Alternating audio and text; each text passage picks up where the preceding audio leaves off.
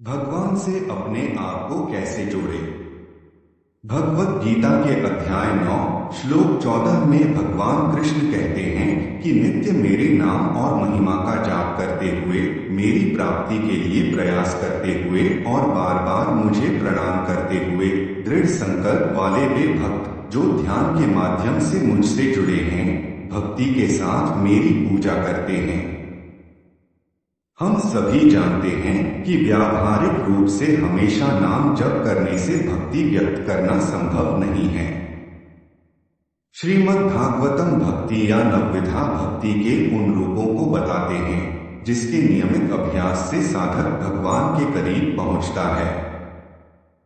इस भक्ति के 9 रूप हैं। श्रवणम यानी भगवान के नाम और महिमा को सुनना, कीर्तनम यानी भगवान की महानता का गायन, स्मरणम यानी बार बार भगवान को याद करना, पाद सेवन यानी भगवान के चरणों की सेवा करना, अर्चनम यानी अनुष्ठानिक परंपराओं के साथ भगवान की पूजा करना, वंदनम यानी भगवान के प्रति श्रद्धा रखना, दास्यम यानी भगवान को उनके सेवक के रूप में सेवा देना, साख्यम यानी भगवान को अपना मित्र मानना और आत्मनिवेदन या स्वयं को भूल भगवान के साथ एक होकर पूर्ण समर्पण कर देना।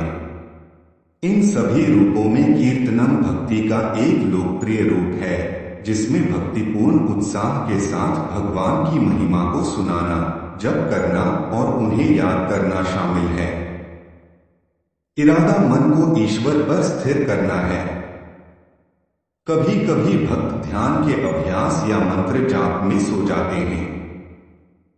ऐसे भक्तों के लिए कीर्तनम पूजा ही एक सक्रिय विधि है जो उन्हें जागृत और जागरूक रख सकती है।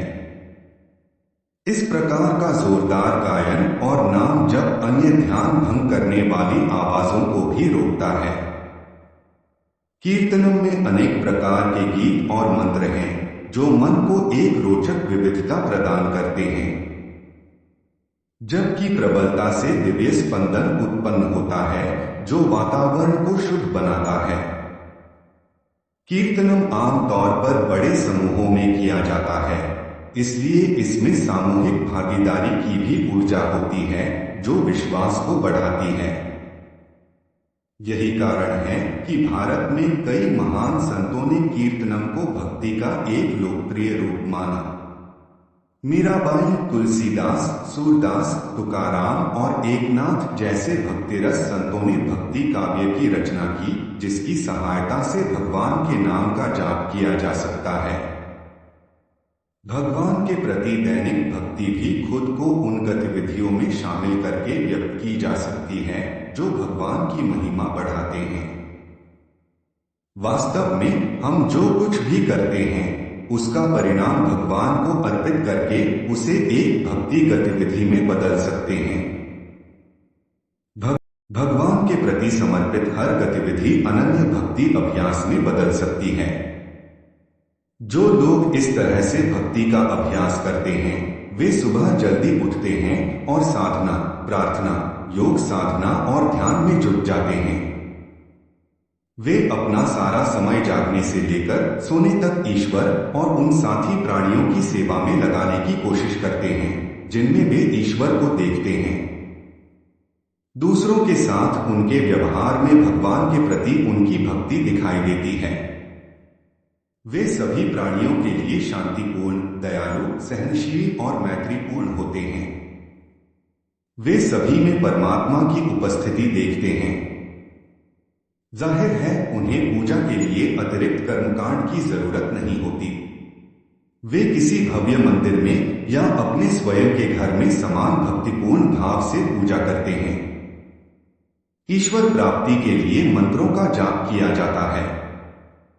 मंत्रों के जाप से मन में एक विशिष्ट विचार पैटर्न बनता है और मंत्र में निहित ऊर्जा प्रकट होती है।